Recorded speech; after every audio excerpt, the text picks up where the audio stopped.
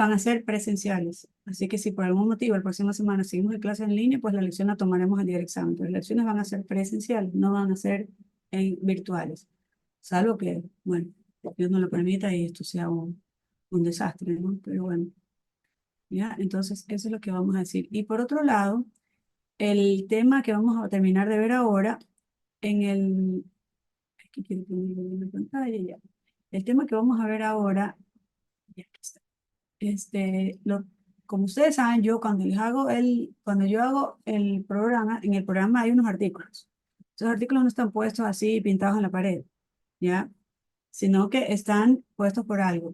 Así que, porque son para complementar lo que el libro es insuficiente. Entonces, en este caso, este capítulo del libro es bastante deficiente, sobre todo en la parte de tratamiento, o sea, no está muy completo, ¿ya? Entonces vamos a complementarlo, así como los otros temas, con lo que está en los artículos, ¿ya? Entonces, dejo bien claro ese tema. Bueno, nos hemos quedado, vimos estas últimas dos partes del- de las causas o de la fisiopatogenia de la gota, y hablamos que había un...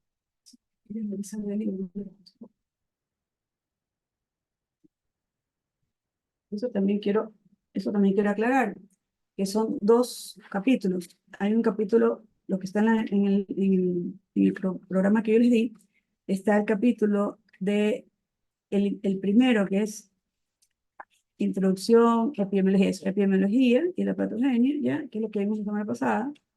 Pero en el capítulo 79, primero es de la artropatía por cristales, y primero es de la gota, y luego la de otra enfermedad, que es otra artritis cristálica, que no la vamos a ver. Entonces, eso no lo vamos a ver, ¿ya? Pero sí lo que estamos viendo de la parte inicial de la epidemiología, lo que ya vimos, y y de la patogenia, ¿ya? Y luego ya el capítulo 80, donde ya hablan de las definiciones, donde hablan ya más pero no hablan tanto de la patogenia, ¿ya? Entonces, eso es lo que quería yo comentar para que quede bien claro. Entonces, este cuadro, eso que nosotros estamos hablando ahorita, es parte del siguiente capítulo, del capítulo 80, que es lo que vamos a ver ahora, pero como les dije, también va a la parte que son 2 páginas del primer capítulo, ¿ya? Que es lo que vimos la semana pasada. Entonces, solo para recordarles, hemos quedado que la elevación del ácido úrico depende de dos aspectos, de una menor excreción del ácido úrico o de un aumento en la producción. Entonces, la causa más común es es una menor excreción. Pueden haber tanto, pueden haber tanto causas. Pueden haber tantas causas, todas estas son causas secundarias, ¿ya? Pero la gota puede ser también primaria, así que no tengamos ninguna de estas causas que mencionamos ayer como causas que vayan a ocasionar el trastorno a nivel del ácido úrico. Entonces tenemos que puede haber una menor excreción, sobre todo a nivel renal, porque la mayor parte del ácido úrico se filtra a nivel renal y se elimina por vía renal. Entonces aquí vamos a tener causas como la insuficiencia renal que hemos hablado, ¿sí? Habíamos hablado de alteraciones como la acidosis láctica, la cetosis diabética, la cetosis iónica, son situaciones en las cuales hay una, hay un recambio a nivel de los aniones, a nivel del túbulo. ¿Ya? Vamos a tener que hay fármacos que son muy importantes, sobre todo lo que usamos mucho nosotros, que son los diuréticos. Ya, los diuréticos, algunos antineoplásicos, como la ciclosporina, el tacrolimus, que son fármacos que van a producir una menor excreción del ácido úrico.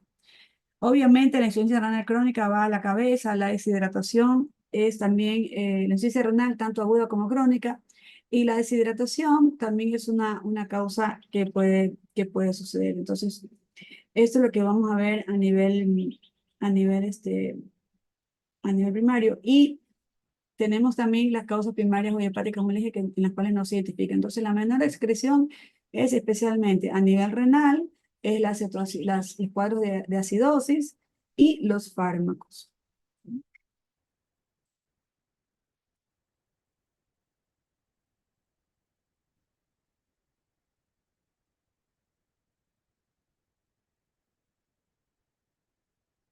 Entonces,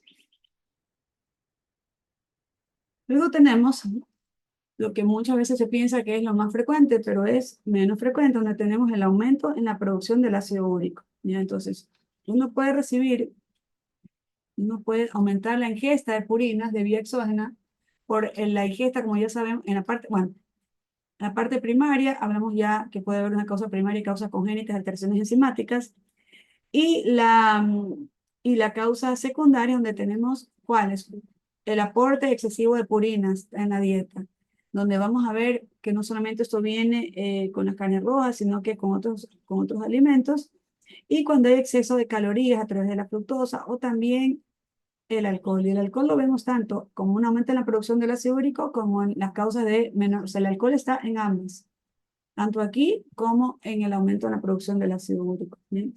Y aquí tenemos también otras causas más variadas, donde va a haber un aumento en la producción de un aumento en la producción de la síntesis endógena de purinas, ¿ya? En las enfermedades en las que hay un alto recambio celular, un turnover celular, como tenemos las neoplasias, los linfoproliferativos y la psoriasis, ¿ya? Entonces, todo eso va a causar un aumento en la producción del ácido úrico. Entonces, lo que tenemos va a ser como un balance, ¿ya? Entonces, esto es importante porque estos son los principales factores que van a influir en que un paciente desarrolle gota, ¿ya? Entonces, sí, el ácido úrico es el factor más importante que influye en que un paciente desarrolle esta enfermedad, los niveles de ácido úrico. Entonces, nosotros tenemos un pool, sí, un pool de urato a nivel sistémico, un balance de uratos, donde esto es un balance. Entonces, puede haber condiciones que aumenten la cantidad de ácido úrico, que aumenten el pool de uratos, y condiciones que disminuyen el pool de uratos, ¿ya? Entonces, ¿qué puede aumentar el pool de urato? Pues obviamente una ingesta excesiva de purinas, una ingesta excesiva de alcohol, enfermedades metabólicas, la obesidad, la resistencia insulínica, cuando hay un turnover de ATP acelerado, como por ejemplo en las enfermedades como hemolíticas, como neoplasia, como psoriasis, ya el, la fructosa que hablábamos, por eso es muy importante el bajar de peso, fructosa y el alcohol, porque aumenta la producción de ácido úrico, porque aumenta el turnover celular, y las situaciones en las cuales hay una menor reabsorción tubular por alteraciones a nivel de estos transportadores que ven ahí. Todas estas son condiciones que favorecen a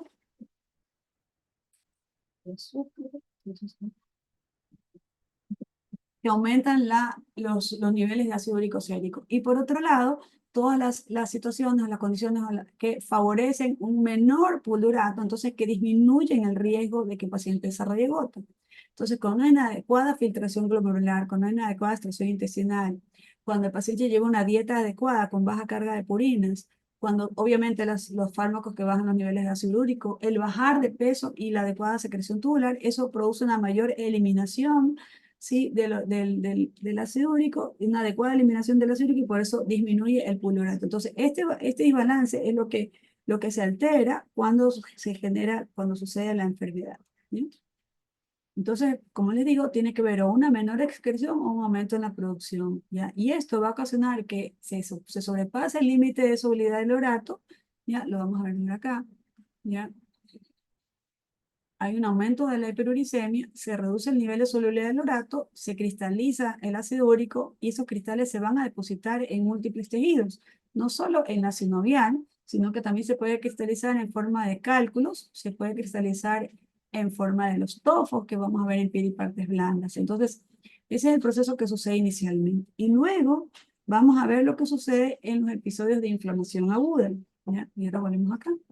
Entonces, va a haber una fagocitosis de estos cristales que generan una respuesta inflamatoria aguda, ¿ya? Entonces, estos cristales están en la sinovial, y de pronto pueden haber ciertos factores que favorecen esto, a que se genere esta respuesta inflamatoria, por ejemplo, traumatismos, y estos cristales, ¿ya? Y estos cristales de urato monosódico que se encuentran en la sinovial, se activan, ¿sí? Son fagocitados por el macrófago y activan lo que se llama el inflamosoma, ¿ya?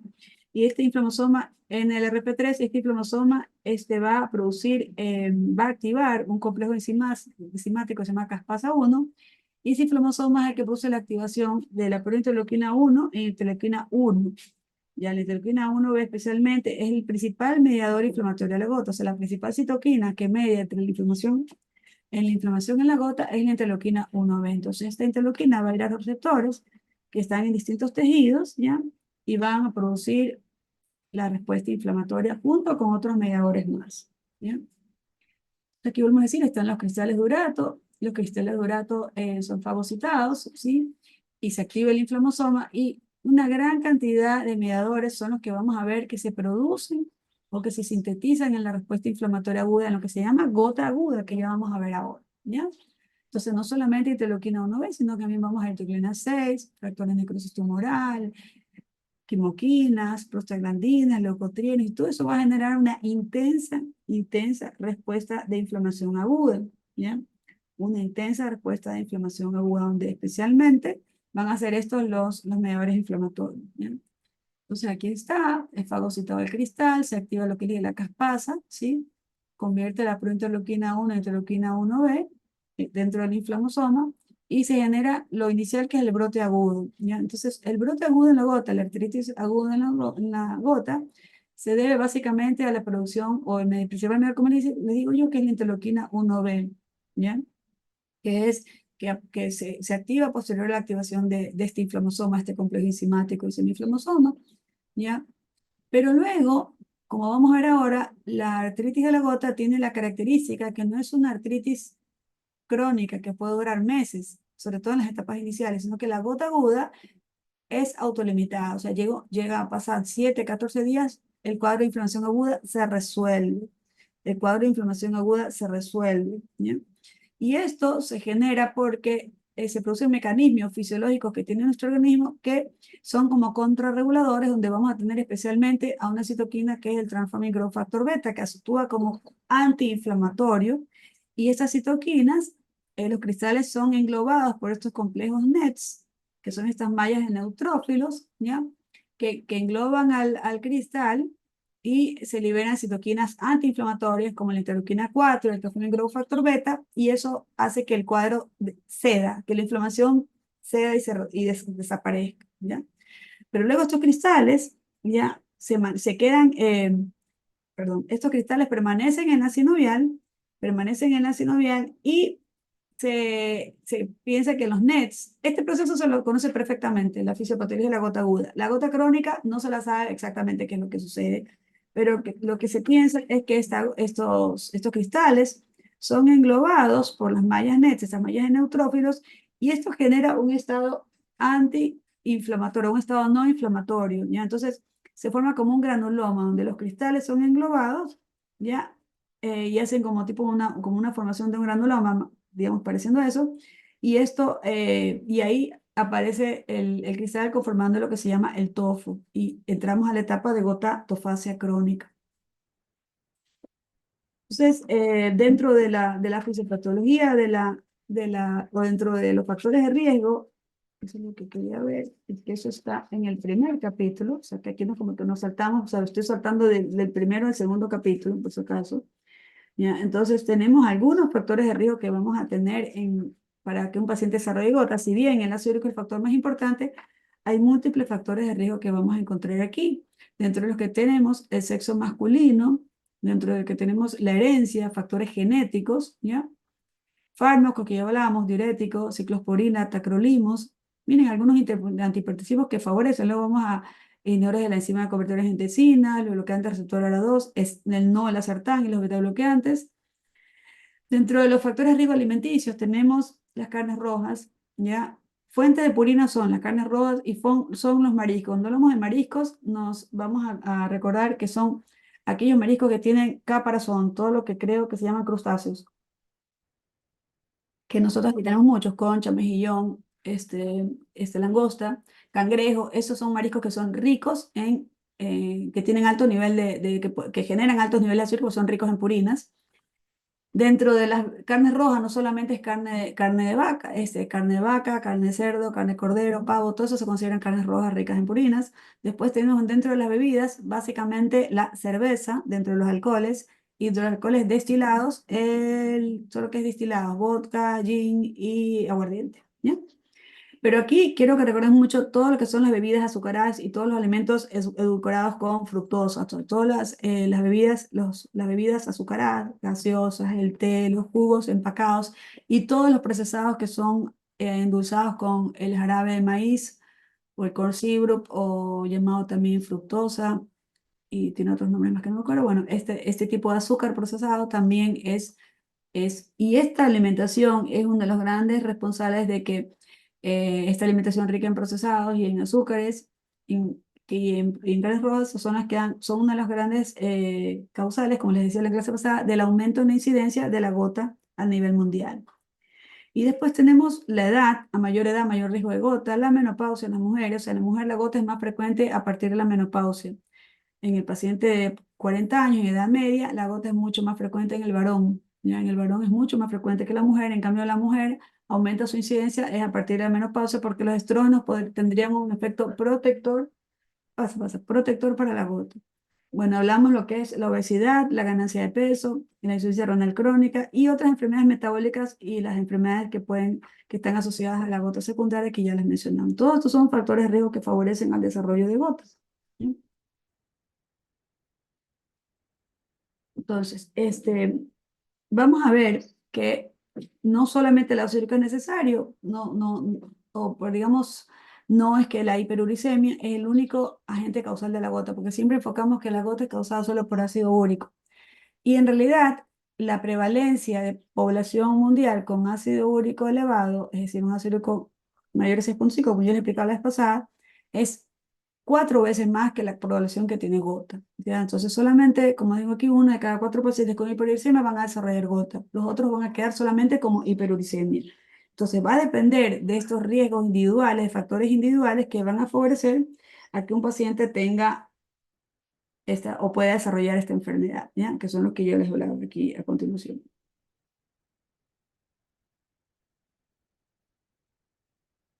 ¿Ya? Entonces, la gota está compuesta de 4 fases, o perdón, 3 fases, porque esta la convertimos 3 fases.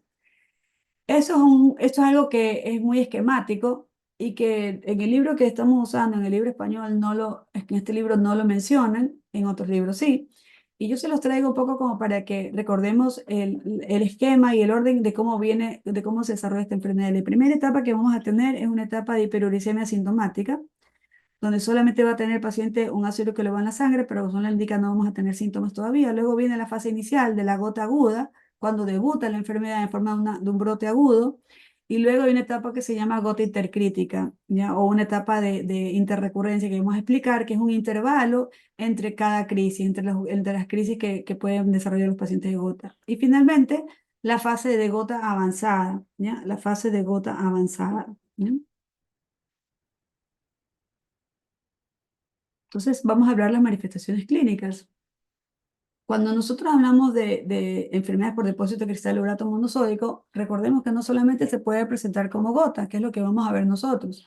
Ya, también podemos tener cálculos renales por ácido úrico y también puede haber una condición que se llama nefropatía por urato, que esta condición es causada, vamos a enfocar así, es una insuficiencia renal aguda.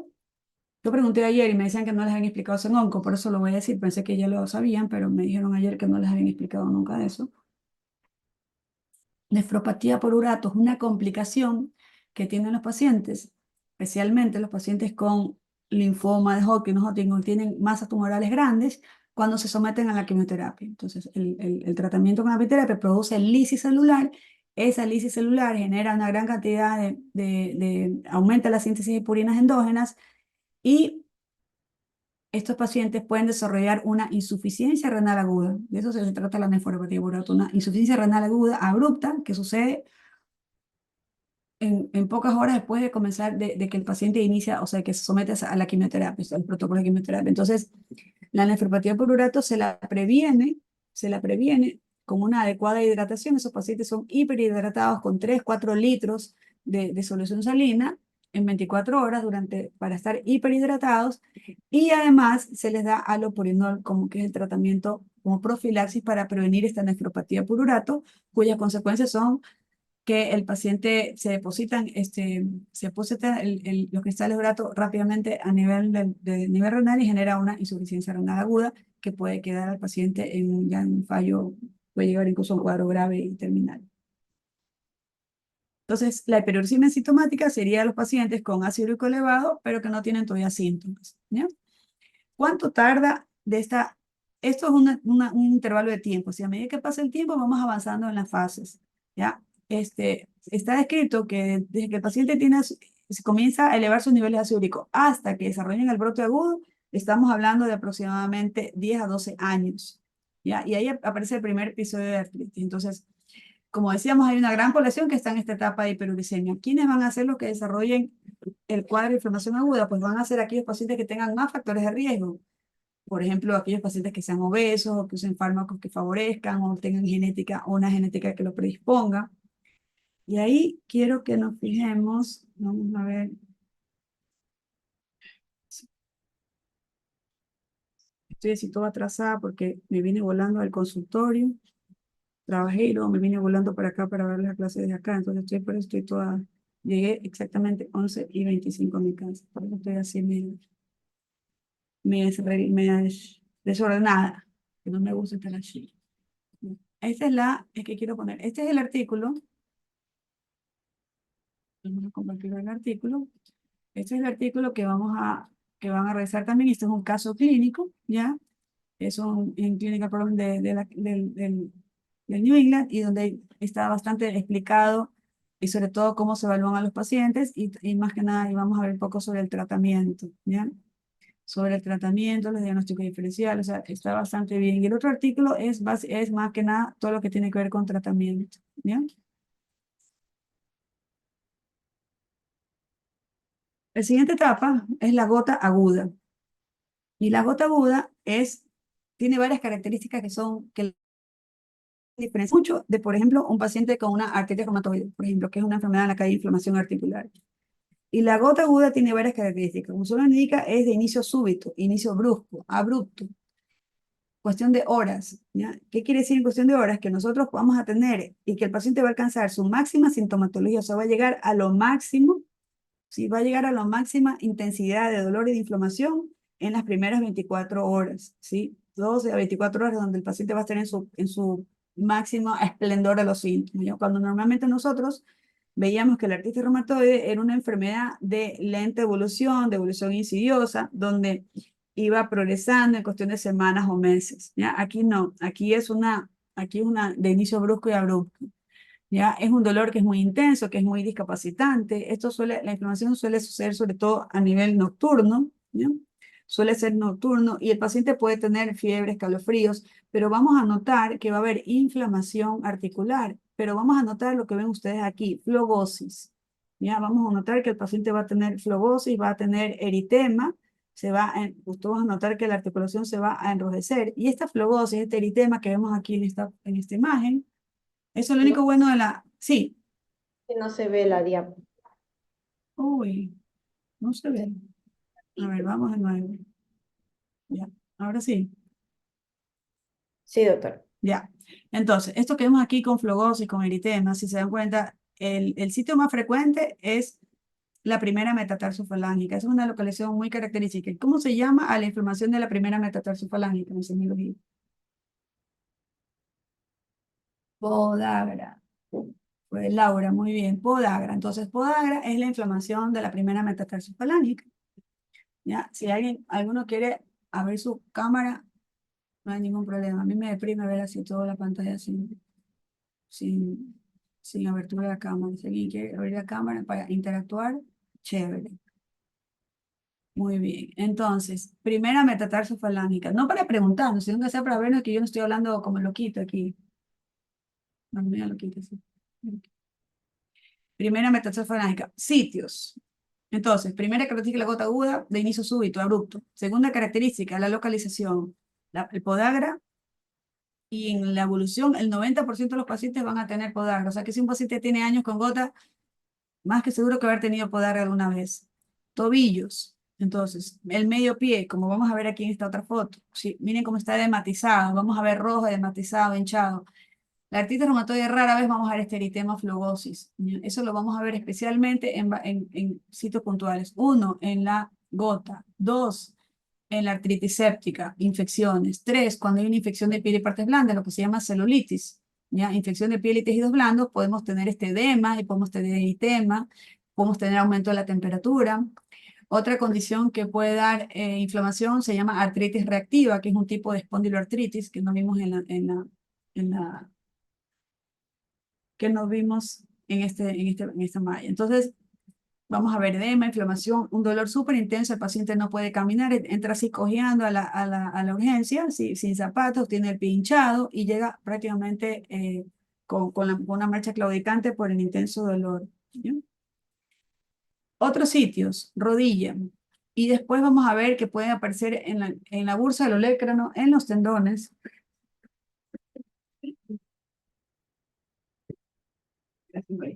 En la bursa del olecrano, en los tendones, en los codos, ¿ya? Pero raramente lo vamos a ver en las muñecas y en los dedos. O sea, en las manos es muy poco frecuente, se lo va a ver especialmente en la gota crónica que vamos a ver después. Cuando se acabe la sesión, que faltan 5 minutos, nos conectamos al mismo link, ¿ya? Al mismo link. La otra característica que tiene la gota aguda es que es autolimitada. 7 a 14 días el episodio cede. La siguiente característica es que es recurrente. ¿Qué quiere decir? Que el paciente tiene inflamación, esa inflamación en su cuadro dura 7 a 14 días, cede, por lo general, hasta menos, 2, 3, 4 días, cede la inflamación y el paciente tiene un intervalo en el que está asintomático, hasta que luego de unos meses, unos años, vuelve a aparecer el mismo cuadro, o sea, vuelve a tener otra recurrencia. Puede ser en la misma localización o en otra, pero vuelve a presentar otro episodio de gota aguda. Entonces, la siguiente característica es recurrente, ¿ya? Que tiene predominio de miembros inferiores, que es recurrente, que es aguda, que es autolimitada y tiene un intervalo de intermitencia. Hay un intervalo de intermitencia que lo vamos a ver que se llama la gota intercrítica, ¿ya? Entonces, fíjense que el 80% de los pacientes en 2 años ya han tenido un siguiente episodio, ¿ya? Entonces, son intervalos que eso se repite y esa es otra de las características, ¿ya? Que pueden haber disparadores que vayan a desencadenar la gota aguda. Entonces, como disparadores se consideran pueden haber aquellos sucesos que pueden producir un aumento vamos a, ahí se me fue. Quería mostrarles, cuando hablábamos del balance del urato, ¿ya? Cualquier situación que provocaba ese desbalance, esa alteración, ¿ya? Cualquier evento que provoca esto bruscamente, eleva los niveles de ácido úrico, ¿ya? Entonces, perdón, puede precipitar un ataque de gota. Entonces, ingesta excesiva de alimentos, alcohol, situaciones que producen una menor excreción rápidamente del ácido úrico, por ejemplo, uso de diuréticos en altas dosis, pacientes con enfermedades concomitantes, por ejemplo, especialmente enfermedades que generan, por ejemplo, ayuno, ¿ya? Enfermedades que generan ayuno, un ayuno prolongado, un postoperatorio, vamos acá, un postoperatorio de una cirugía gastroenterológica, una pancreatitis aguda que tiene que quedar en nada por vía oral, un paciente, en donde ese paciente en ayuno genera esta cetoacidosis por ayuno y es una de las causas por las cuales puede, puede generar un brote articular. También los traumatismos por enfermedades sistémicas graves, ingesta excesiva de alcohol o de alimentos y fármacos como los diuréticos. Entonces, es muy frecuente ver ataques de gota aguda en pacientes, ¿ya? En pacientes que están, por ejemplo, hospitalizados en UCI, cuidados coronarios, pacientes con comorbilidades cardiovasculares que están en tratamiento con estos fármacos que aumentan los niveles de ácido úrico, aumentan el riesgo de gota, ¿ya? Entonces, esos suelen ser los que llamamos nosotros disparadores de las crisis de gota aguda, ¿ya? No solamente es la alimentación, no solamente son los excesos alimenticios o de alcohol, sino también son estas otras enfermedades concomitantes, ¿ya? El alcohol es un gran disparador. ¿Por qué razón? Porque el alcohol aumenta la producción del ácido úrico, produce deshidratación, disminuye la excreción a nivel renal. Entonces, el alcohol es un frecuente disparador de las crisis de gota aguda. Y luego viene este intervalo que se llama gota intercrítica, que simplemente es un intervalo de tiempo donde el paciente está asintomático, ¿ya? Entonces, el paciente está asintomático y esto queda entre una crisis de gota y la siguiente. Entonces, esta intermitencia asintomática, heteroasintomática, debe hacernos siempre sospechar en una gota, porque es algo bien característico que no se ve en otras enfermedades, ¿ya? Si bien la gota responde muy bien a los AINES, muchos de los pacientes se automedican y luego de algunos meses o años precipitan una nueva crisis de gota, un nuevo ataque, que como les dije puede ser en otra localización, pero de las mismas características, agudo, autolimitado, severo, intensidad severa, abrupto, ¿ya? Y recurrente. Entonces, dependiendo de los niveles de ácido úrico, porque en este intervalo de gota intercrítica la enfermedad sigue avanzando. Si el paciente no recibe tratamiento, la enfermedad sigue progresando, sigue aumentando los niveles de ácido úrico y el pool de urato sigue aumentando, se depositan más cristales y así, ¿ya? Entonces, este intervalo no es un intervalo, si el paciente no está siendo tratado, no es un intervalo que no tenga importancia o trascendente, sino que aquí la enfermedad sigue avanzando, se siguen depositando cristales, se forman los tofos, etcétera. Entonces, mientras más se eleva el ácido úrico, porque la enfermedad no es tratada, estos intervalos que pueden ser de 1, 2 años, 6 meses, comienzan a hacerse más cortos. Y el paciente comienza a tener crisis más frecuentemente. Entonces, en lugar de tener una crisis cada 2 años, comienza a tener crisis cada 3, 4, 6 meses. Y ahí ya el paciente dice, bueno, algo me está pasando, ¿ya? Entonces, en esta etapa de gota intercrítica, por ejemplo, si nosotros queremos diagnosticar a ese paciente, vamos a ver lo que es un estudio de líquido sinovial, aspiramos el líquido sinovial y obtenemos el cristal. Y podemos hacer diagnóstico. O sea, no es que el paciente en ese momento está curado, simplemente está dentro intercrítico, o sea, en el intervalo entre una crisis y otra. Pero el proceso de depósito de cristales sigue sucediendo. Vamos a desconectar esto. ¿Ya? ¿Qué es la gota tofacia crónica? El último estadio, la etapa final. Bueno, la gota tofacia tiene ciertas características, porque aquí hablamos de una gota poliarticular, o sea, ya ese cuadro de gota aguda monoarticular desaparece y el paciente comienza a desarrollar cuadros poliarticulares. Aquí vamos a ver ya la inflamación en manos, en ambas rodillas, en múltiples articulaciones, y tiene características que como son única tiene lo que se llama el tofo, y por eso se llama gota tofacia crónica. Cuando ya tenemos un tofo, ya estamos en una fase crónica, en una fase avanzada. Y además del TOFO, vamos a encontrar vamos a encontrar cambios radiográficos. Entonces, cuando ya hay una alteración radiográfica o hay TOFOs, independientemente que a lo mejor el paciente no te refiera a esos ataques de gota aguda previos, esa presencia del TOFO o esa presencia de daño en las radiografías, alteración en la radiografía, ya nos está definiendo que ese paciente tiene una gota, ¿ya? Que tiene una gota crónica, perdón. Vamos a, voy a parar aquí y vamos a volvernos a conectar.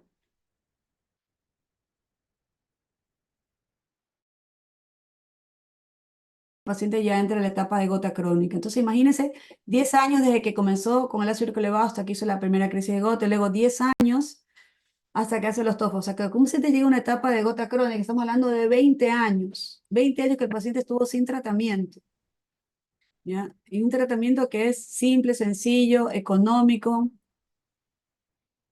¿m? Pero así mismo es esto.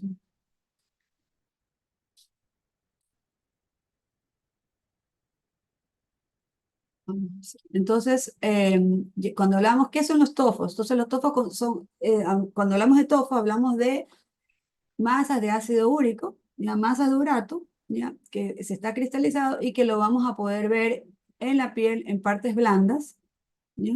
Y que van a ser altamente sugestivos o sea, es casi diagnóstico de una gota crónica y nos ayuda mucho a hacer diagnósticos, solo que obviamente son en etapas avanzadas.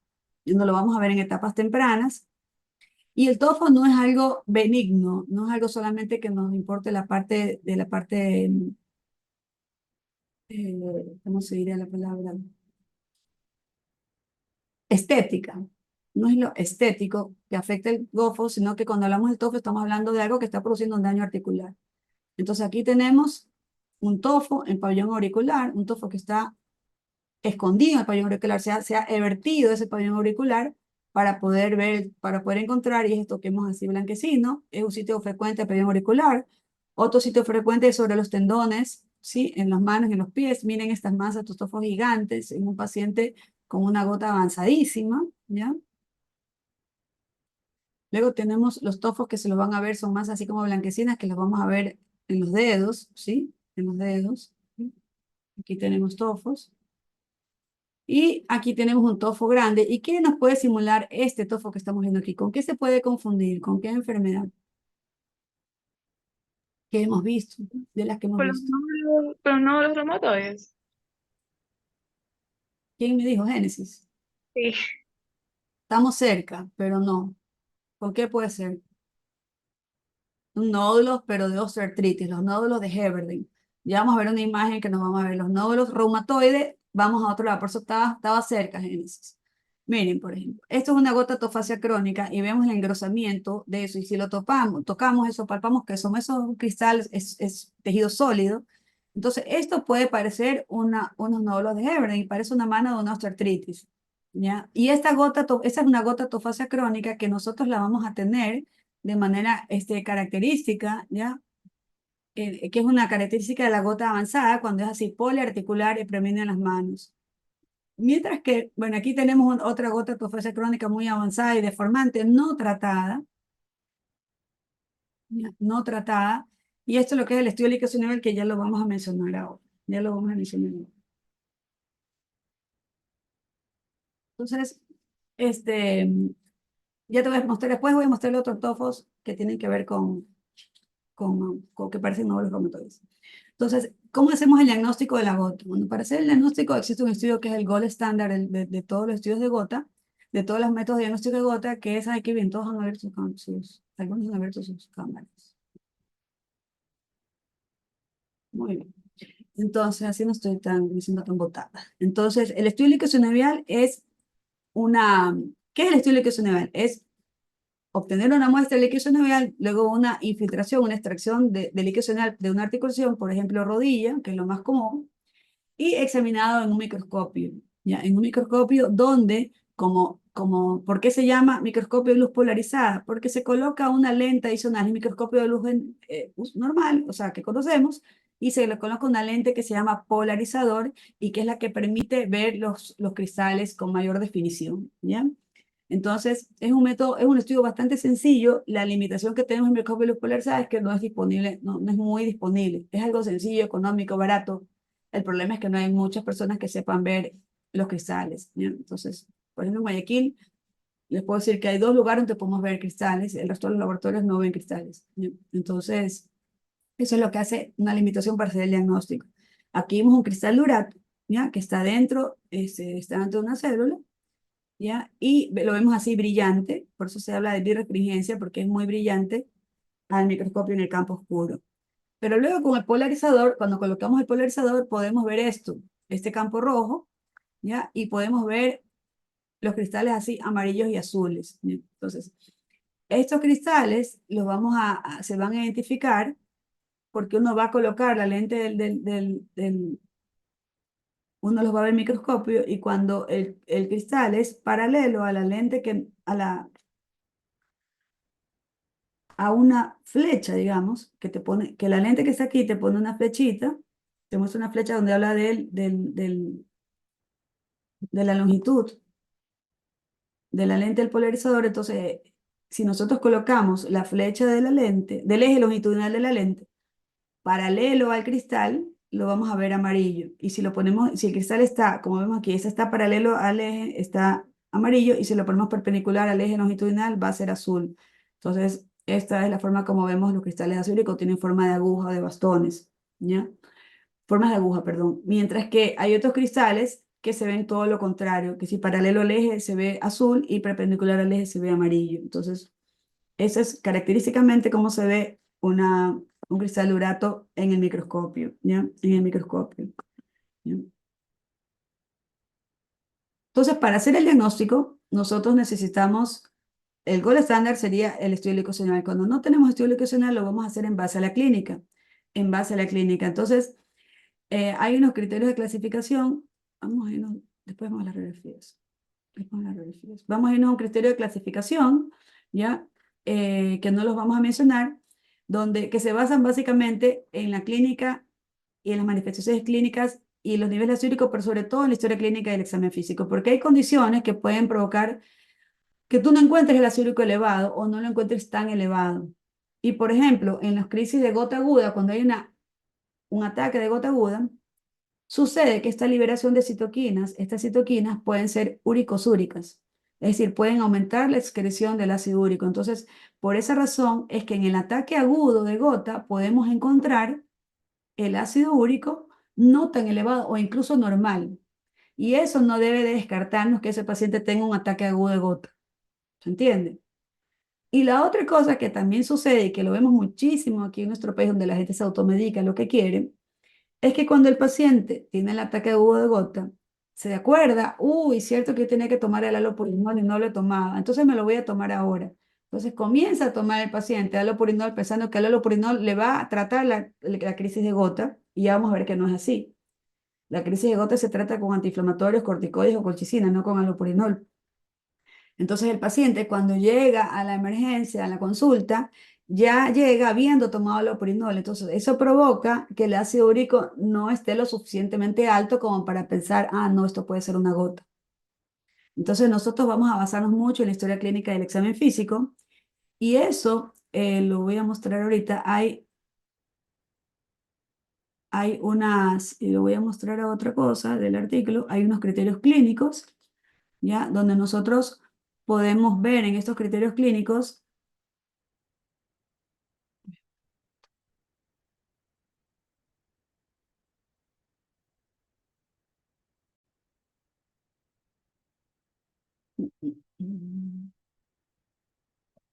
Espérense que lo tengo en la carpeta.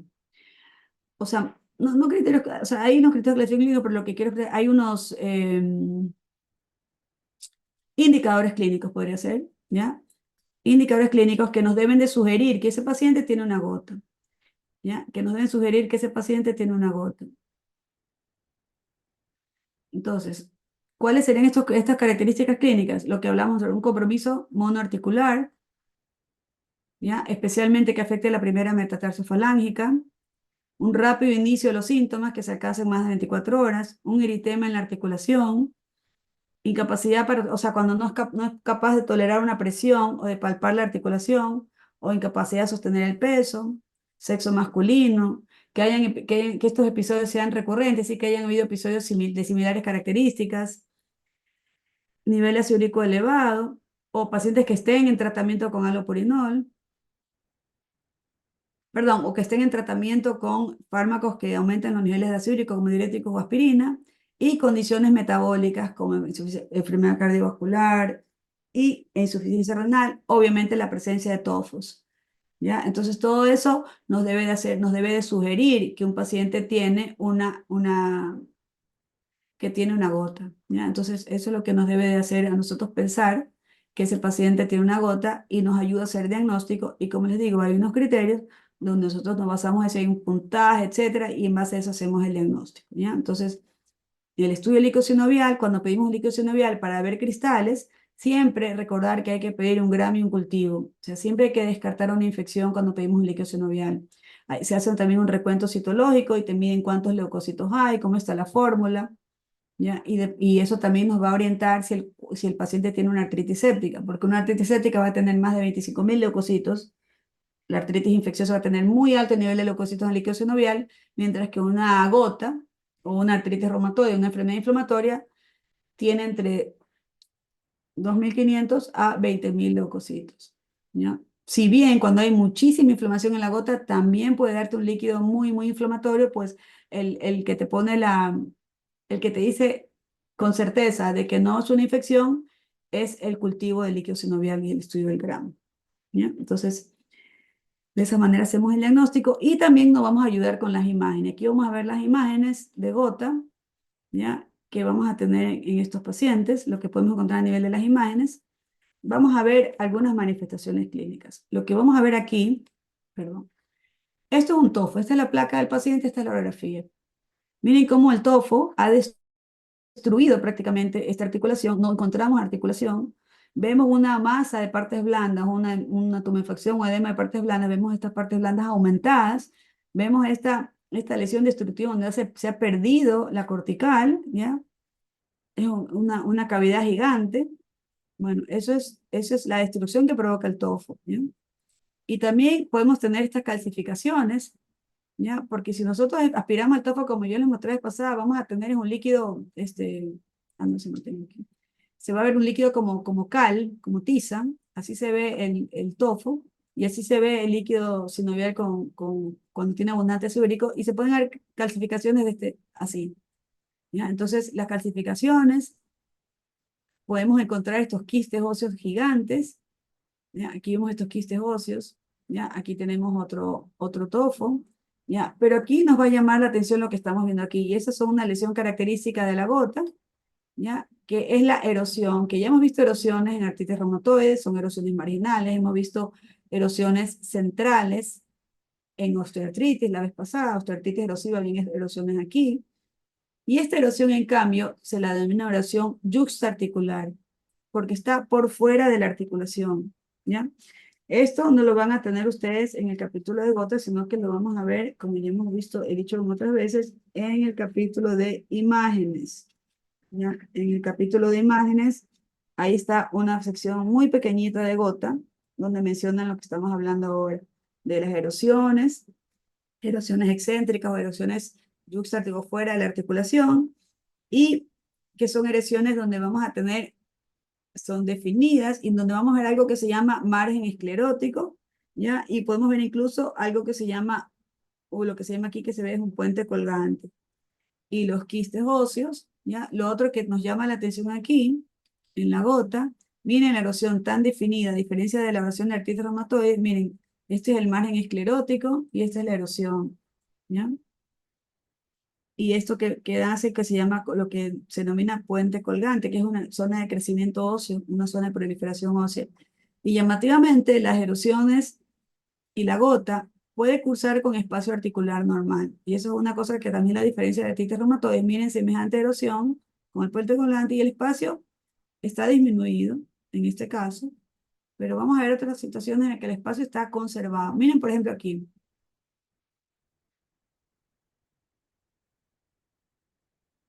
Miren esta erosión tremenda, ¿ya? Y el espacio prácticamente normal. Entonces, esta conservación del espacio articular que puede darse en la artritis por cristales, en la artritis gotosa, es algo característico a nivel radiográfico. Entonces, tenemos erosiones, tenemos los quistes óseos, tenemos que el espacio puede estar conservado o no. Con respecto a la densidad mineral, podemos tener osteopenia, como ven aquí, o pueden tener densidad mineral aumentada, zonas de esclerosis, como vemos aquí, que hay mucha osteopenia, ¿sí? Osteoporosis, la densidad mineral está disminuida. Y este tofo gigante, donde hay esta tremenda destrucción, no necesariamente en la primera metatarso falángica, sino también en las distales. Y aquí tenemos, ¿no? Y aquí tenemos una destrucción de la primera metatarso falángica. Y lo otro que podemos encontrar también son cambios de artrosis, ¿no? ¿Por qué? Porque la gota es una causa muy frecuente de artrosis secundaria. Entonces, no es raro que nosotros encontremos cambios de artritis por cristales junto con cambios de gota, ¿ya? Entonces, que tengamos las dos cosas al mismo tiempo. Perdón, cambio de artritis por cristales y cambios de artrosis. O sea, osteoartritis, artrosis y gota al mismo tiempo, ¿ya? La gota como la enfermedad primaria y la artrosis como lo que sucede después como enfermedad secundaria. Y aquí tenemos un tofo, y eso es lo que les mencionaba, que a veces el tofo puede confundirse con nódulos reumatoides, sin embargo los tofos son más grandes, y aquí tenemos la placa del paciente del tofo y aquí tenemos la erosión, ¿bien? Entonces, resumiendo, ¿qué es lo que nos puede la radiografía de un paciente con gota? Tumefacción o edema de partes blandas, esta erosión yuxta o extraarticular con el margen esclerótico, pinzamiento, puede haber pinzamiento del espacio articular o no puede estar pinzado, quistes óseos, artrosis secundaria, y podemos tener cambios de la mineralización, donde podemos tener desde osteoporosis o calcificaciones, especialmente, ¿ya? Entonces, ¿qué es lo que vimos aquí? Estas calcificaciones, o la densidad mineral normal, o podemos encontrar esa osteoporosis marcada, ¿ya? Pero la radiografía son cambios tardíos, ¿ya? Que vamos a tener que esperarlo en casos ya avanzados, ¿ya? Lo que podemos ver, ¿ya? Lo que podemos usar también como método diagnóstico es la ecografía articular. Y la ecografía articular nos puede mostrar esto que se llama signo del doble contorno, que es una calcificación de la interlínea que nos permite, que esto es producto muy característico de la gota, y esta otra lesión que se llama lesión algodonosa. Entonces, se los vamos a usar. ¿Cuándo vamos a usar la ecografía? Cuando, por ejemplo, no podemos hacer una artrocentesis, cuando queremos aportar al diagnóstico que no puede ser hecho clínicamente porque no se encuentran cristales. Entonces, ahí nos vamos a ayudar con la ecografía articular. Y después hablan de es que es como se ve la inflamación, y aquí es como se ve el doble contorno, y esta es la inflamación aguda, con lo que se llama señal Doppler. Y lo otro que habla el libro es un estudio que se llama DST, que es una tomografía especial. No lo tengo aquí, está más adelante. Que es una tomografía especial dual, pero que no la tenemos aquí en el país, así que no está disponible. Nos manejamos es con el estudio de glicosimial y el ultrasonido. Y comorbilidades o enfermedades asociadas que pueden haber con los pacientes, obesidad, o sea, síndrome metabólico, resistencia insulínica, diabetes, hipertensión, aterosclerosis, muy alta la incidencia de alcoholismo en estos pacientes. Y todos estos son factores de riesgo cardiovascular que nosotros tenemos que tratar en estos pacientes en caso de que tengan estas comorbilidades, ¿ya? ¿Cuáles serían los diagnósticos diferenciales? ¿Ya? ¿Y cuáles serían los diagnósticos diferenciales? Aquí en el artículo del New England tenemos y te explican cuáles son los diagnósticos diferenciales. Aquí está, esta es la que quiero mostrarles, por eso lo traje. Entonces aquí tenemos, esta es esa tomografía de ST, que es una tomografía dual, ¿ya? Tomografía dual computada, en la cual aquí se ven los depósitos de cristales. Y lo que tenemos son como diagnósticos diferenciales, pues hay una gran cantidad de diagnósticos diferenciales. Fíjense, el principal diagnóstico diferencial es no solamente puede ser en gota aguda o en gota crónica. En gota aguda, todas las cosas que dan inflamación, como yo les explicaba, la artritis séptica, un traumatismo, una infección articular y la artritis por cristales de pirofosfato, que puede dar una forma clínica que se llama pseudogota. ¿Ya? Aquí es muy importante para diferenciarlo las imágenes y el estudio de glicosimial. Y cuando hacemos etapas crónicas, especialmente pues la osteoartritis, la artritis reumatoide, la artritis psoriásica, ¿ya? ¿Y cómo nos vamos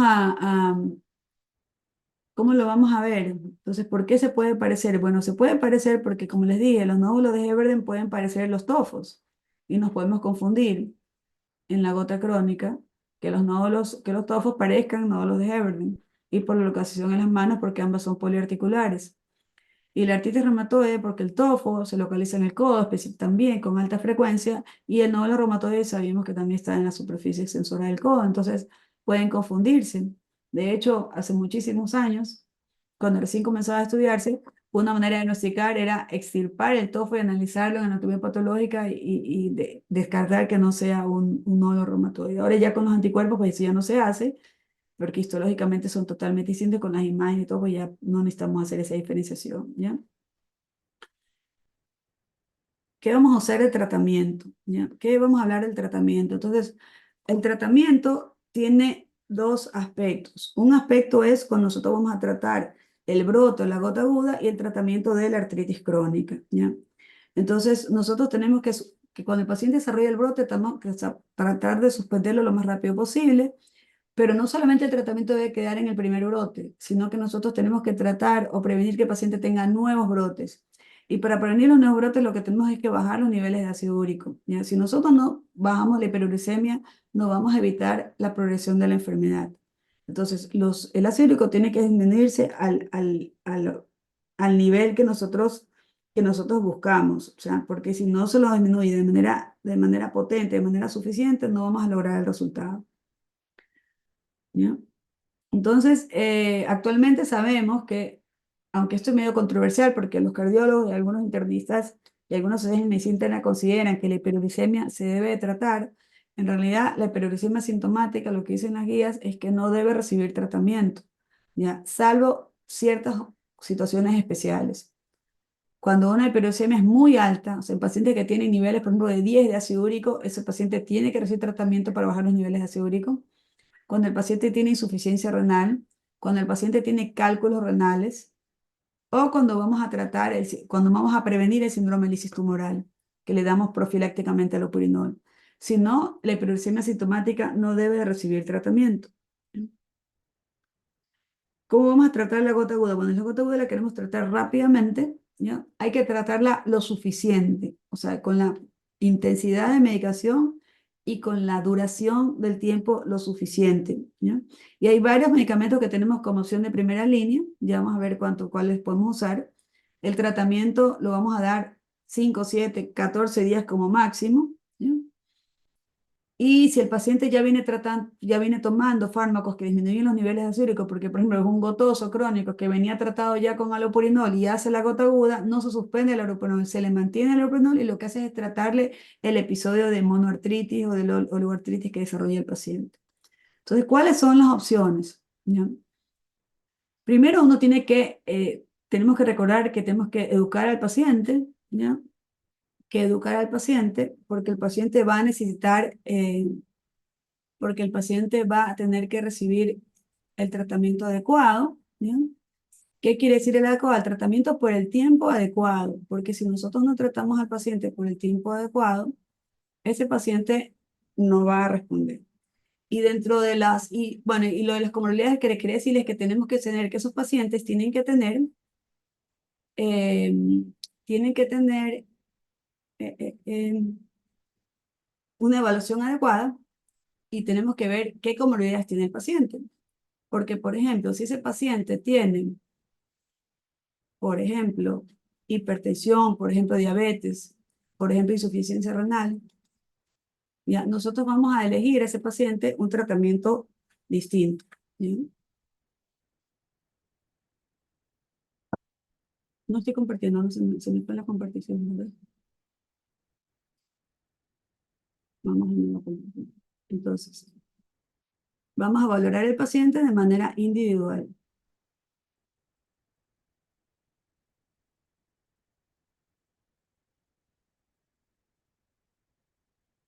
Por ejemplo, insuficiencia renal aguda, severa, no podemos dar AINES ni colchicina.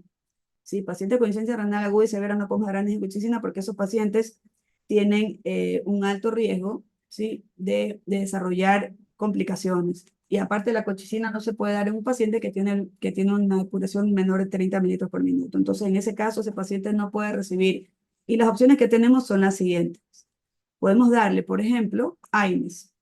¿Cuál AINE? El que ustedes quieran. Puede ser un AINE clásico, puede ser un COXIB, dependiendo del paciente. La otra opción que usamos mucho es la combinación de AINES con colchicina, si el paciente tiene una adecuada función renal.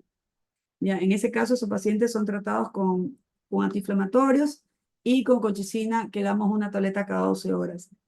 Los antiinflamatorios que usamos para tratar la gota tienen que ser en una dosis adecuada antiinflamatoria, o sea, no puede ser tratado con una dosis insuficiente, ¿ya? Con una dosis insuficiente. Y, y la otra opción que a veces nos olvidamos es que podemos usar, por ejemplo, glucocorticoides. ¿Ya? Glucocorticoides orales son una opción, la prednisona oral es una opción, por ejemplo, en aquellos pacientes que tienen, por ejemplo, insuficiencia renal, o aquellos pacientes que tienen contraindicaciones a los AINES. O, por ejemplo, usamos corticoides intraarticulares también cuando no queremos usar la vía oral. Se pueden usar incluso corticoides intravenosos, podemos usar. Y esos corticoides pueden tener, pueden tener pueden tener una indicación. Y lo que ya sabemos es que los corticoides intravenosos, los corticoides tanto orales como intravenosos, los corticoides, si los comparamos con los AINES, los corticoides tienen menos efectos adversos que los AINES, ¿sí? Cuando tratamos a estos pacientes. Se me fue el estado, ¿ya? Entonces, nosotros vamos a estar con cualquiera de estos medicamentos, la elección que tengamos, y hay productos biológicos que se dan a aquellos pacientes que tienen contraindicaciones a cualquiera de estos, pero este no está disponible y es muy raro usado. Entonces, tenemos estas opciones, como les dije, AINES, corticoides orales, corticoides intravenosos, corticoides parenterales, colchicina o AINES más colchicina. Una vez que el brote se ha resuelto, el siguiente paso es dar un tratamiento hipouricemiante. Dar un tratamiento hipouricemiante. O sea, no debemos de quedarnos ahí. Si nosotros nos quedamos en esta etapa, el paciente no va a recibir, o sea, el paciente no va a estar adecuadamente tratado. Simplemente le tratamos la artritis aguda, pero vamos a mantener el proceso, va a seguirse depositando cristales en la articulación y la enfermedad va a seguir avanzando. Entonces, una vez que está resuelta la etapa aguda, nosotros vamos a dar el tratamiento hipouricemiante y vamos a va a dar junto con la profilaxis. Entonces, aquí está la gota aguda. Entonces, ¿qué hacemos después? Le indicamos al paciente la dieta adecuada, le cambiamos los medicamentos que producen, que le aumenten el ácido úrico y le hacemos profilaxis junto con el tratamiento para bajar el ácido úrico. Vamos a dar profilaxis con colchicina. ¿Y por qué se usa la colchicina? La colchicina la usamos para prevenir recaídas, prevenir brotes, que suele suceder cuando comencemos a darle tratamiento para bajar los niveles de ácido úrico. O sea, el dar allopurinol o fluoxostat, lo que usemos para bajar el ácido úrico, suele alterar ese pool de urato, esa balanza que les mostraba, y pueden haber recurrencias, o sea, crisis por este desbalance del pool de uratos cuando se baja bruscamente el nivel del ácido úrico. Entonces, para evitar ese riesgo de esa recaída, es que damos la profilaxis con la colchicina. ¿Ya? Entonces, según cómo esté la función renal del paciente, ajustamos a la función renal la colchicina, ¿ya? Y le damos el tratamiento con colchicina más el medicamento que va a, que va a bajar los niveles de ácido úrico. Recordar que tenemos que tratar todas las otras comorbilidades, el estilo de vida, etcétera, pero tenemos que saber que aunque el paciente, por ejemplo, haga una dieta súper estricta y no consuma ninguna carne roja, bebidas alcohólicas, etcétera, el efecto que tiene, el efecto que tiene esa, el efecto que tiene ese aumento o ese, ¿cómo les digo? El efecto que tiene el hacer una dieta súper estricta no llega a bajarte más de 1 miligramo, 1,5 el nivel del ácido úrico. Si tú tienes ácido úrico en 10, no vas a llegar más a 9 o a 8,5, no más de eso, ¿ya? Entonces nosotros comenzamos a tratar el paciente con fármacos inmediatamente después que sale de la crisis de gota aguda, así que no está siendo tratado, y el fármaco va a dirigirse hacia un objetivo, ¿ya? Y eso es muy importante conocer, de que nosotros debemos de tratar la gota dirigida hacia un objetivo, y el objetivo tiene que ser bajar el nivel de ácido úrico lo suficiente. Y así como había el criterio de remisión en artritis reumatoide y de baja actividad, aquí nos basamos en un valor. Y lo que queremos es que el ácido úrico esté menos de 6, pero si el paciente tiene tofos o tiene artritis o tiene una enfermedad crónica, queremos que baje menos de 5. Si no baja menos de 5, esos tofos no se van a resolver, ¿ya?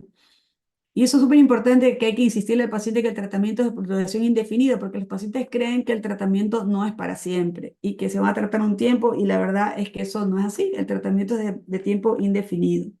Entonces, para bajar los niveles de ácido úrico tenemos varias opciones. La más conocida es el allopurinol, que es un inhibidor, y la de primera elección, digamos, es el allopurinol, que es un inhibidor de la santina oxidasa, ¿ya? Es un inhibidor de esta enzima que era la santina oxidasa, y que es muy eficaz. Nosotros tenemos solamente la disponibilidad de 300 miligramos en tabletas. Hay que comenzar con dosis bajas, con la mitad de la tableta, y luego vamos a ir titulando y vamos aumentando el valor de las dosis de allopurinol hasta llegar a conseguir que ese ácido úrico esté por debajo de 6. Entonces tenemos que ir aumentando la dosis de allopurinol, y no es que nos quedemos con 300, nos puede dar hasta 800 miligramos, hasta 900 miligramos de allopurinol, con el objetivo de bajar los niveles de ácido úrico lo suficiente, ¿ya?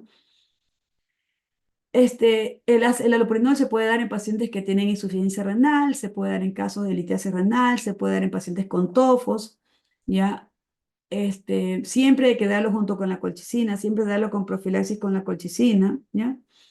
Y son superiores a los fármacos que se llaman úricos úricos, que son los que aumentan la excreción renal, que actúan a nivel de los transportadores y que aumentan la eliminación renal del ácido úrico, ¿ya? Entonces, si el paciente está con una crisis, el paciente mantiene el allopurinol, y lo que hace es que le ajusta la dosis, porque seguramente ese paciente hizo la crisis porque tenía un ácido úrico alto. Entonces, si el paciente estaba con ácido úrico, se le mantiene el ácido úrico, y luego que sale la crisis le aumentamos la dosis del allopurinol, ¿ya? Para bajar el nivel de ácido úrico lo suficiente. Uno de los efectos principales que tiene el allopurinol es una enfermedad que se llama síndrome de hipersensibilidad al allopurinol, ya que es una forma alérgica grave y que puede dar incluso una forma que es tipo DRESS, que es como un Steven Johnson, ¿ya? Y esa es como una intolerancia, es como una alergia al allopurinol, se llama síndrome de hipersensibilidad al allopurinol, y es una contraindicación absoluta. Entonces, si un paciente desarrolla hipersensibilidad al allopurinol, el paciente no puede volver a recibirlo, ¿ya? Y esos pacientes van a tener un rash muy severo, tipo Steven Johnson, hacen anemia, plaquetopenia, hacen elevaciones hepáticas, pueden hacerse un cuadro muy grave, fiebre, ¿ya? Hacen una lisis epidérmica, una necrolisis epidérmica muy severa, muy grave, puede ser mortal, esta hipersensibilidad al allopurinol. Y entonces aparece un siguiente fármaco que es el Feuxostat, que es más moderno, que es inhibidor de la xantina oxidasa. ¿Ya? Esto lo vamos a usar en los pacientes que no responden al holopurinol y sirve, es superior al holopurinol porque es más potente. Lo podemos usar en pacientes que tienen hasta menor función renal, porque se puede usar hasta 15 metros por minuto de creatinina, mientras que el halopurinol, solo llega hasta 30. El asunto es que el Feuxostat tiene un poco más de riesgo cardiovascular. Y van a ver que se hablan de unos fármacos que son los uricosúricos, que son fármacos que aumentan la excreción, la uricosuria, la excreción urinaria del ácido úrico. La verdad es que nosotros uricosúricos no tenemos aquí en el Ecuador y nunca hemos tenido, así que no hay la posibilidad de usarlos. Y son un complemento al tratamiento como lo vamos a ver ahora. Sin embargo, los superiores, o sea, los mejores son los inhibidores de la xantina oxidasa, especialmente porque los puedes usar en pacientes con insuficiencia renal y con litiasis renal, cosa que los uricosúricos no te permiten usarlos, o sea, están contraindicados. ¿Bien? Entonces, ¿qué es lo que hacemos? Cuando vemos al paciente, definimos el target, ¿ya? ¿Qué objetivo vamos a hacer? ¿El objetivo es de 6 o de 5 miligramos? Educamos al paciente, tratamos las comorbilidades, y ya vamos a ver, y vamos a ver después en otra diapo qué es lo que hacemos con respecto a los fármacos, ¿ya? Y comenzamos profilaxis con la colchicina, y la profilaxis con colchicina, y luego comenzamos un tratamiento para bajar los niveles de ácido úrico. ¿Cuál es la primera elección? El halopurinol. Comenzamos con dosis bajas, ajustamos la dosis según la función renal, y vamos titulando hasta llegar hasta la máxima dosis tolerada y que alcance el objetivo. Si nosotros alcanzamos el objetivo, no seguimos el tratamiento indefinido. Pero si nosotros no alcanzamos el objetivo con el halopurinol, vamos a cambiar a Feuxostat, que es una opción. Y la otra es que tú combines halopurinol con los uricosúricos, ¿ya? El tema, como les digo, que no tenemos aquí en el Ecuador. Y lo mismo, si el paciente responde, continuamos, y si el paciente no responde, pues cambiamos a otro inhibidor de xantina oxidasa con otro uricosúrico, y así. ¿Cuándo elegimos el Feuxostat? El Feuxostat se elige, por ejemplo, en aquellos pacientes que tienen una historia de alergia al halopurinol. Si el paciente ya tuvo un fenómeno de hipersensibilidad al halopurinol, está contraindicado de manera absoluta que le demos Feuxostat, sino que le demos halopurinol, sino que ese paciente debe comenzar de entrada con Feuxostat. O sea que el Feuxostat queda como el medicamento que vamos a usar en aquellos pacientes que no responden al halopurinol. Entonces, ahora les voy a mostrar aquí, en estos 5 minutos que nos quedan, vamos a ver dos imágenes. Una es, por ejemplo, el tema del inconveniente de los pacientes, estos pacientes que tienen comorbilidades muy importantes, pues, ¿qué vamos a hacer con las comorbilidades? ¿Qué vamos a hacer con los fármacos? ¿Ya? Y, por ejemplo, ¿qué, qué evitamos? ¿Cuáles son los antihipertensivos que podemos usar en pacientes con gota? Los bloqueantes de canales de calcio y el losartán. Esos son los que ayudan. ¿Cuáles son los que no debemos usar? Los diuréticos, la aspirina en bajas dosis, los betabloqueantes, los bloqueantes ARA del receptor de angiotensina, no losartán. ¿Ya? Esos no son recomendables porque pueden empeorar al paciente con gota. ¿Cómo vamos a tratar el brote? Con la colchicina, ¿ya? Perdón, los brotes agudos, colchicina, AINES, glucocorticoides, ¿ya? Pero recordemos que tanto los AINES como los corticoides pueden empeorar en estos pacientes, la colchicina también, y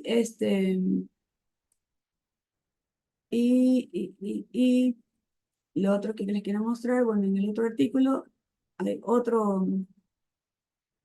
hay otra diapo que vamos a mostrarles. Ya estamos terminando. Es esta de aquí, en el artículo de tratamiento. Iniciamos el terapia hiperosemiante, cómo bueno, si nosotros vemos al paciente con un brote, pues evaluamos la función renal, evaluamos las otras comorbilidades, ¿ya? Tratamos hay hay una opción de que si es el primer brote o si los brotes son muy frecuentes, tú puedes tratar solamente no darle allopurinol. Pero actualmente lo que dicen las guías actuales es que ya lo que se recomienda, por ejemplo, el NICLAN lo recalca, de comenzar el tratamiento para ir precisamente ya con la primera crisis de gota, ¿ya? Especialmente si hay 2 o más crisis al año, ¿sí? Inhibir si es la primera elección, allopurinol si no hay contraindicaciones, le vamos aumentando la dosis hasta llegar a un ácido úrico menos de 6 o menos de 5, 6 tofos. Y en aquellos pacientes que no pueden recibir allopurinol, vamos a dar fluxostat y si no, un uricosúrico. Y podemos combinar el uricosúrico con un inhibidor de acetina oxidasa cuando no alcanzamos el objetivo. Y lo que dice aquí, que luego de que la actividad y el tofo están resueltos, porque lo que buscamos es la resolución completa del tofo y la actividad de la enfermedad está controlada y no hay más crisis de gota, debemos mantener el tratamiento hipouricemiante, o sea, el allopurinol, el fluxostat y la modificación del estilo de vida de manera indefinida. O sea, indefinida, el objetivo es mantener el ácido úrico menos 6, de manera indefinida. ¿Ya? Entonces, con esto aquí nos vamos a quedar. Nos vemos en la próxima clase. Comenzamos con la lección y seguimos con osteoporosis y fibromialgia, que espero terminar ese día. Y bueno, chicos, pórtense bien. No hagan enojar a los papás, que estamos muy nerviosos los papás. Ayuden en su casa a sus mamás. No las hagan enojar. Colaboren. ¿Ya? Pórtense bien. Cuídense Igualmente mucho. cuídese, doctora. ¿Ya? Chao. Que estén bien. Hasta la doctora. Gracias, doctor. Hasta luego. Gracias, doctora.